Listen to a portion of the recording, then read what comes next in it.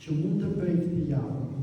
Çfarë duhet të bëj këtë javë që të mund të qëndroj me Jezusin, të mund të qëndroj tek ardhia, që mund të qëndroj për të rritur shpirtërisht.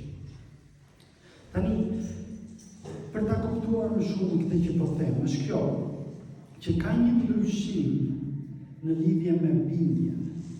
Do bindje njerëzore ose marrëdhënie organike, marrëdhënie mekanike ose marrëdhënie organike.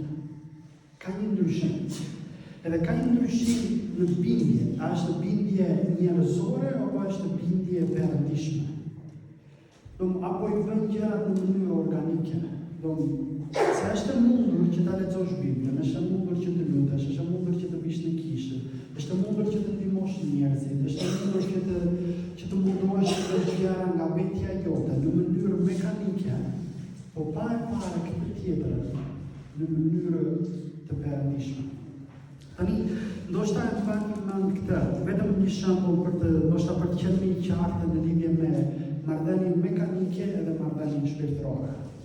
Në fillim, kur ishim të martuar të rinj, edhe kisha një bindje mekanike. Kisha një bindje mekanike në lidhje me Lianin, edhe bindja mekanike ishte kjo, që kur bëja diçka, nëse Liani nuk do të qante, ose do të ma sillte përpara shpesh herë, unë do vazhdoja jetën time. Pastaj kur ajo e sillte në një mënyrë që ishte dramatike, ose më tregonte se çfarë kushtoi ky mëkati ose qëndrimi im, edhe unë pastaj pendosha. Po pastaj atë që kuptova ishte kjo, që kjo ishte një bindje mekanike. Se unë po pendosha për pasojën e asoj që i shkaktoi Lianin, po jo për mëkatin vetëm. Unë nuk u pendova për mëkatin që bëra, po u pendova që ky mëkati im solli lot në sytë e Lianit, ose të tjera gjëra. Është mundur që siç e kemi këtë marrëdhënie më të afërt me bashkëshorten, që ne të kemi këtë bindje mekanike, që vetëm kur ky personi reagon në një mënyrë ose na shpreh ndjenjat në një mënyrë të madhe, ne të pendohemi për mëkatin që ka shkaktuar, po jo për mëkatin vetë. Edhe tani Zoti më dha hir, edhe më ndihmoi që kur po pendosha për atë që mëkati po shkaktonte, po jo për mëkatin. Edhe pastaj kam folur me Lianin, edhe i kam kërkuar falje edhe për mëkatin, jo vetëm për atë që e ka shkaktuar mëkatin. Tani është mundur në këtë mënyrë që si duhet të shohim këtë bindjen mekanike dhe bindjen këtë jetësore. Tani me Perëndinë, po i bindesh Perëndisë për shkak se ke frikë që ndoshta çfarë do të ndodhë ty pa Perëndinë. Po i bindesh Perëndisë për shkak të pasojave, apo po i bindesh Perëndisë për shkak të dashurisë. Nëse po i bindesh Perëndisë për shkak të pasojave, po jeni këtë marrëdhënie mekanike. Edhe kjo është arsyeja pse nuk po shef fluta, kjo është arsyeja pse jeta jote s'po ndryshon, kjo është arsyeja pse je bërë më i bezdisur me veten edhe me të tjerin, për shkak se e shef Perëndinën si një qëllim për të përfituar diçka. Po jo si një qëllim në vetvete, që për shkak të dashurisë. Kështu që është e rëndësishme kjo, se këtë që Jezusi po thotë, nuk është opinioni i Jezusit, po është e vërteta. Jezusi do të thotë se qëndroni tek unë, edhe unë në ju do të jepni frutë. Po ja ta bëj një pyetje tjetër, që në qoftë se nuk po rritesh në të dashurinë e Perëndisë, edhe si e shohim këtë, e shohim apo duan gjërat e Perëndishme, apo e duan fjalën e Tij, apo lutem, apo a jemi më të gatshëm për të shërbyer, ose apo i duam të tjerë, apo i falim të tjerë.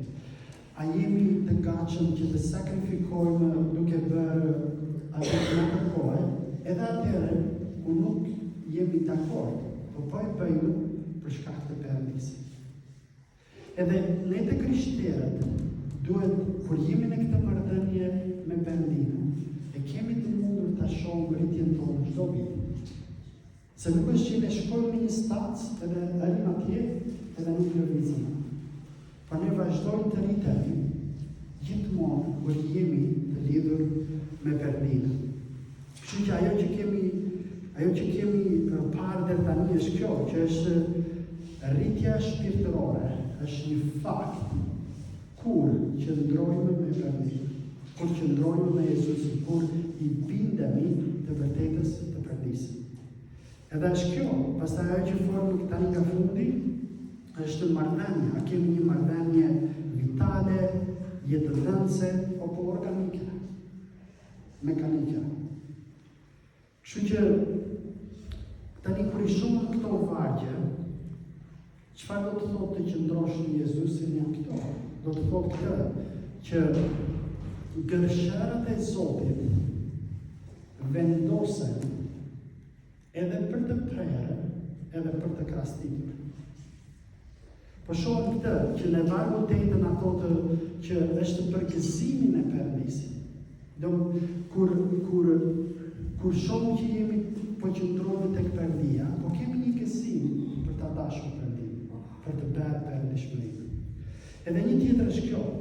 E shikon që Jezusi po na fton në një marrëdhënie organike, se do të qëndroni në mua, edhe unë në ju, edhe do t'i japim frutë. Jezusi nuk po na fton në një marrëdhënie vetjake, po na fton që të qëndrojmë me të, edhe ai me ne, edhe të vazhdojmë. Do Jezusi po na fton në miqësi. Po tani apo rritemi në miqësi me Perëndinë. Kur një shok na thotë diçka, ne jemi të gatshëm ta bëjmë, të bindemi. Tani edhe Jezusi po na fton në këtë marrëdhënie, që kur na urdhëron të bëjmë ato që duhet bërë, të mos na vijë sikur po na vijë nga ai që s'kemi fare lidhje, ose mohabet edhe themi jo. Kështu që urdhërimet e Jezusit si të vinë?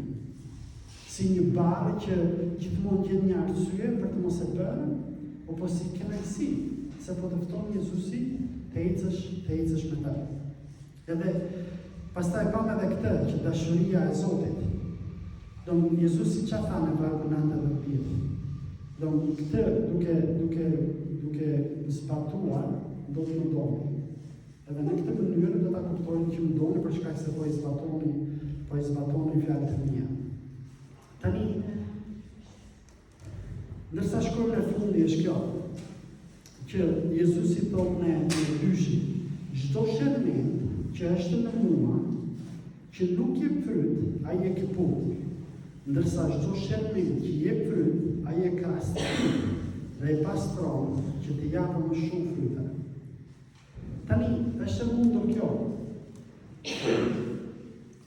Është e mundur kjo, që e njëjta gërshërë që vjen për të krastitur, është aty edhe për të prerë. E njëjta gërshërë që krastit edhe prerë. Edhe kemi nevojë për këtë. Kemi nevojë që në qoftë se jemi në këtë marrëdhënie, që kemi nevojë të presim, do na duhet të presim, që t'i japim mundësi vetes tonë për të rritur. Tani në qoftë se, edhe kur bëhet fjalë për krastitjen edhe heqjen, tani është Ati që e di më së miri, edhe Ati nuk do të bëjë diçka që nuk duhet bërë. Ati nuk do të heqë një shërbimt për shkaqe të ndryshme. Në qoftë se ai shërbimti nuk është i tharë, edhe duhet të hequr për shkak se është i tharë, nuk do të jap fryte. Tani nuk e di me ty çfarë duhet të bësh për ta krastitur këtë qëndresën me Perëndinë. Nuk e di kush janë këto degët që po të pengojnë për të fuqizuar në Perëndinë. Nuk e di që duhet të heqësh, nuk e di që duhet të krastitesh. Po e di që në qoftë se shkojmë tek Ati, ai do ta bëjë edhe ka më të mirë. Kështu që në qoftë se për arsye nga më të ndryshmet, je duke e lejuar vetes të jesh me Perëndinë në këtë marrëdhënie mekanike, ftesa për ty është që të besosh edhe të shkosh tek Perëndia për ta ndryshuar marrëdhënien tënde. Nëse je në një marrëdhënie me njëri tjetër, edhe e ke këtë bindje njerëzore, po jo bindje të perëndishme, po edhe për ty është një thirrje. Nëse ke këtë qëndrimin që nuk dua të lexoj Biblën, nuk dua të lutem, nuk dua të fal, nuk dua të sakrifikoj, nuk dua të jap, nuk dua të përdor dhuntitë dhe talentet e mia. Ndoshta kjo është thirrja për ty, për shkak se Perëndia na dha gjithçka që unë edhe ti të krastitemi për të dhënë frut. Perëndia e zvendësoi, do më u bërë, thot Jezusi thotë që unë tashmë jam marrëdhënia e tij. Kështu që kemi nevojë të besojmë tek Jezusi, kemi nevojë të qëndrojmë tek Jezusi. Dhe kur nuk e bëjmë këtë, e njëjta gërshërë që krastit edhe pret. Kështu që nëse se je në një marrëdhënie mëkatare, edhe e ke mbajtur të fshehtër, edhe po e mban akoma të fshehtër, dije që gërshëra do të vijë ose për të krastitur, duke ndryshuar, duke ju bindur Perëndis, duke u kthyer, ose për të prerë. Po nuk do të ndjej atje. Kështu që nuk mund të mendojmë që kjo marrëdhënie e paperëndishme do të vazhdojë të jetë e paperëndishme. Kështu që ftesa e Perëndis është kjo, pendohu, ftesa e Perëndis është ktheu, ftesa e Perëndis është beso. Se potencialin që kemi mua është për të restauruar. Potencialin që kemi në Perëndinë është për të kthyer. Potencialin që kemi në Perëndinë është që nga ata që s'janë frytë, të japin frytë për lavdin e Perëndisë. Kështu që le të lutemi. Zot, të falenderojmë që ti je kopshtari. Të falenderojmë që ti do që ne të japim frytë, edhe të qëndrojmë në ty.